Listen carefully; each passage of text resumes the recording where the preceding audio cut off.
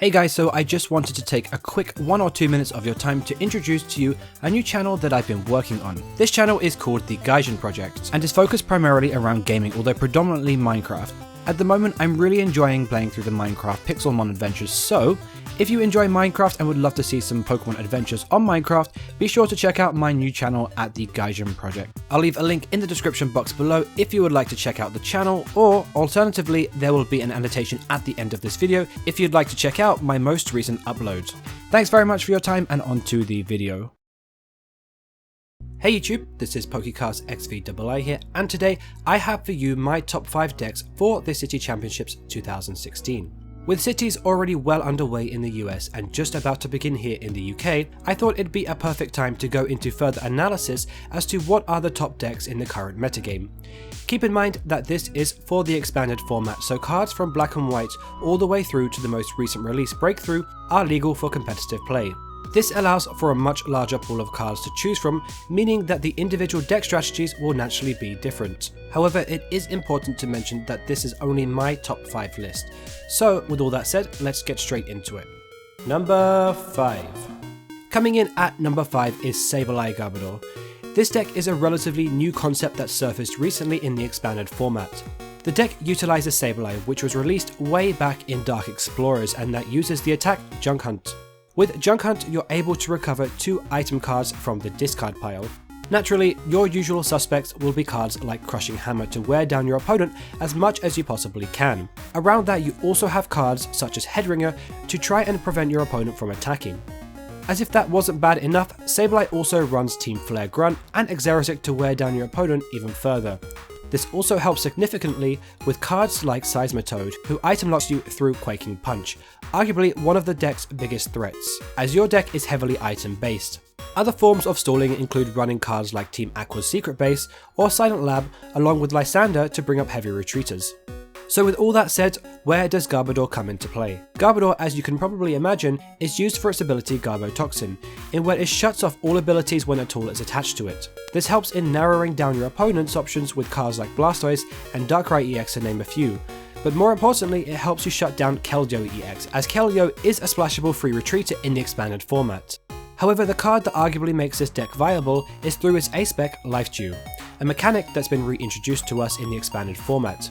Having Life Dew attached to your active Sableye means your opponent will be taking 1 prize less when knocking out your active Pokemon. In this case, Sableye only gives out 1 prize, meaning your opponent won't be taking any prizes through attacking. Once Life Dew hits the discard, you can use Junk Hunt to place that card back into your hand, repeating the cycle. Eventually, once your opponent is running out of resources, you can turn to Trick Shovel, another item card included into your deck, along with your secondary attacker Bunnelby. Bunnelby, through its barrage ability, allows it to attack twice. When attacking, you have the option of Burrow to discard the top card of your opponent's deck, and to continue to decking them out, or Rototiller, which enables you to recover cards in your discard pile. This is also a great way of recovering cards that Sableye isn't able to get back, such as more Sableye or even your Garbodor line if you choose not to run Super Rods. And that effectively is your win condition, by being as disruptive as possible to eventually decking your opponent out. So with all that said, where are the major weaknesses of the deck? This deck can struggle a lot with item lock, as you want to be using as many item cards as possible to disrupt your opponent further. With that said, you do run a heavy count of Grunts and Headringers to avoid being stuck in that situation. This deck can also struggle with quick, fast-hitting decks that can utilize some form of energy acceleration.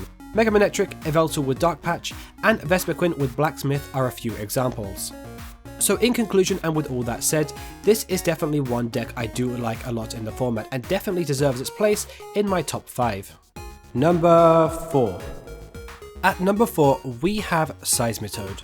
There are quite a few different routes that you can take when choosing Seismitoad as a deck choice.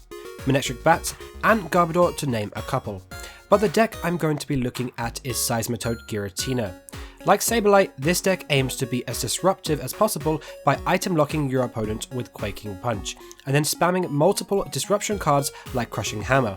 With Expanded, Seismitoad gains the addition of the Verbank Laser combo, in where through item lock, really aims to wear down your opponent while limiting their options to get out of it. This maximizes your damage output, as with Muscle Band, hits 50 damage along with the additional 30 from Poison, bumping it up to 80 if Verbank is in play.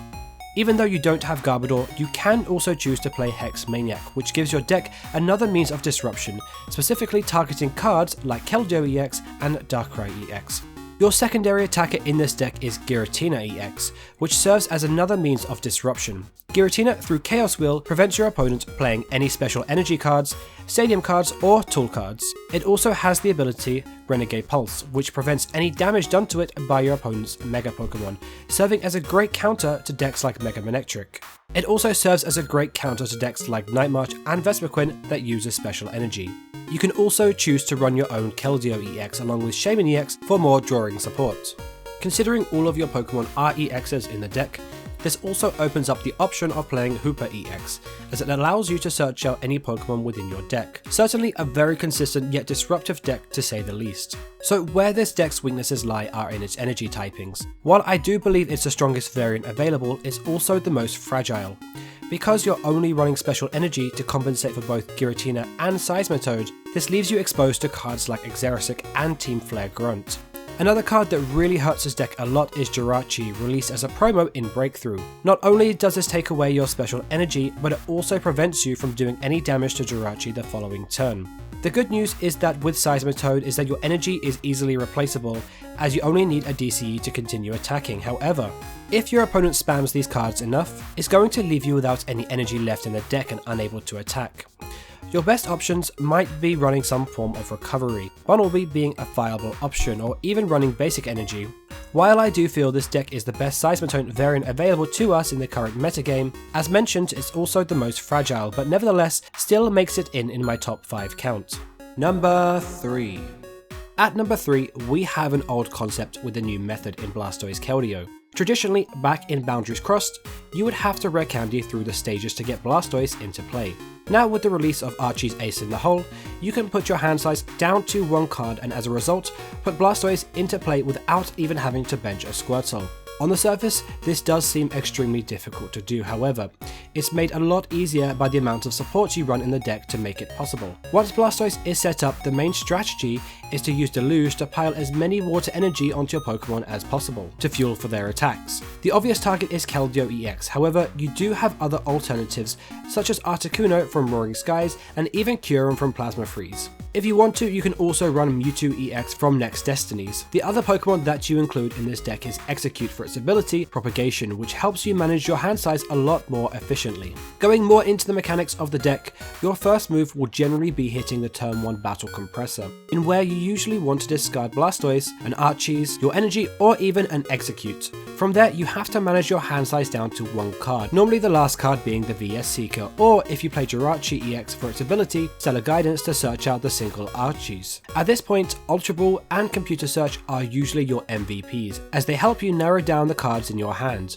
Other cards like Basic Energy, or even things like Tools and Stadium cards, you can normally just play them down automatically. And so that's pretty much the aim of the deck concluded for you. Once Blastoise is in play, you have a variety of different options in which you can choose to lead with. Keldeo is the main attacker within the deck, and to recover any discarded energy when needed, you also run cards like Superior Energy Retrieval and Energy Retrieval, which is why discarding energy isn't too much of a problem when you're trying to set up Blastoise. Some factors in where the deck struggles are things like getting Blastoise out 100% of the time. In testing, it's very unlikely that you miss the tools to get it into play. However, if you are unable to and your opponent is running a card like Seismitoad, it's only going to be very downhill from there, unfortunately. Also, if your opponent opens up with a Getsis, this is another card that can seriously damage your chances of setting up. One match that Blastoise does struggle with a lot is Vespiquen, as it does hit your Pokemon for the weakness, making cards like Articuno and Kyurem both good counters, but even then, it's still a really tough matchup. One tip I'd advise all players choosing to play Blastoise is to play down the necessary energy as soon as possible rather than holding them back. Although this is generally speaking. The main reason for this is because of cards like Garbodor and Hex Maniac, which both shut off your Deluge and Russian abilities. Overall, I feel Blastoise is a very solid choice, and even years later after its release, proves to be a very viable contender for the best deck in the expanded format. Number 2.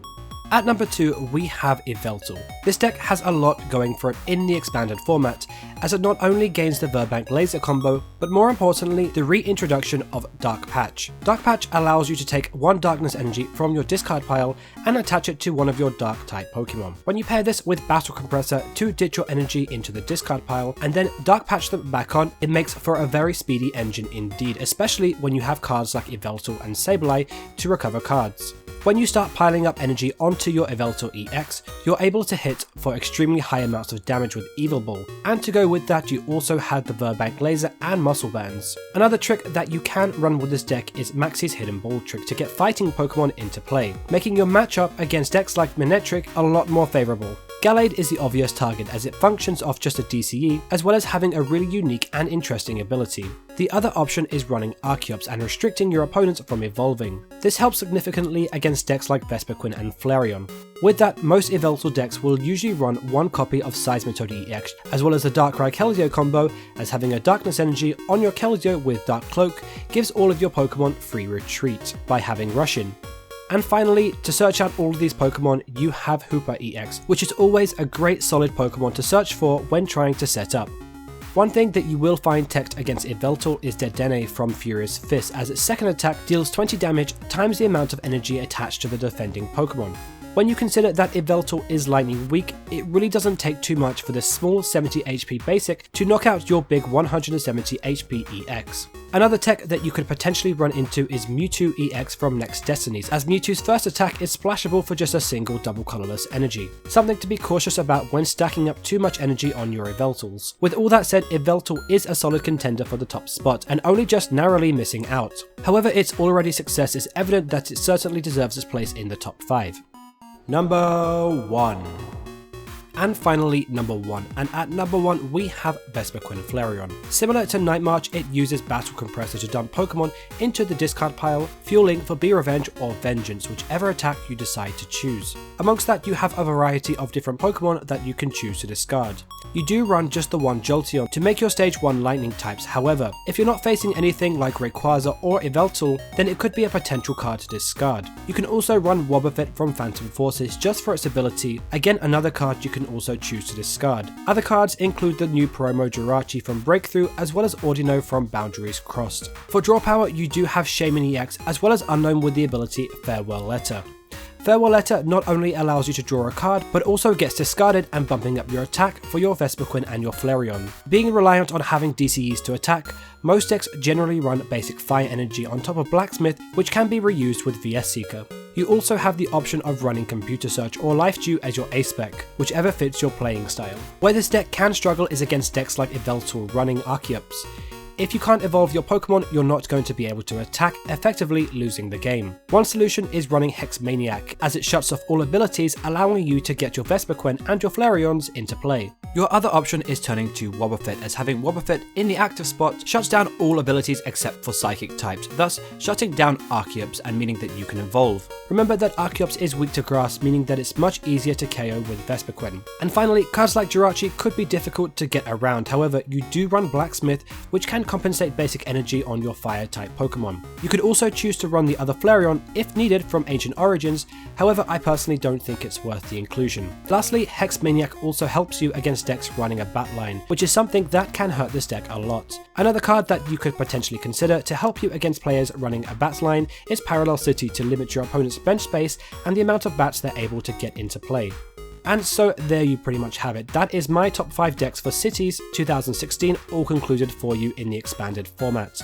If you did like this video and would like to see more Pokemon related content, all you have to do is hit the subscribe button at the end of the video. Any questions or comments, be sure to leave them down in the comment section below. Otherwise, thank you very much for watching, and I will see you all next time.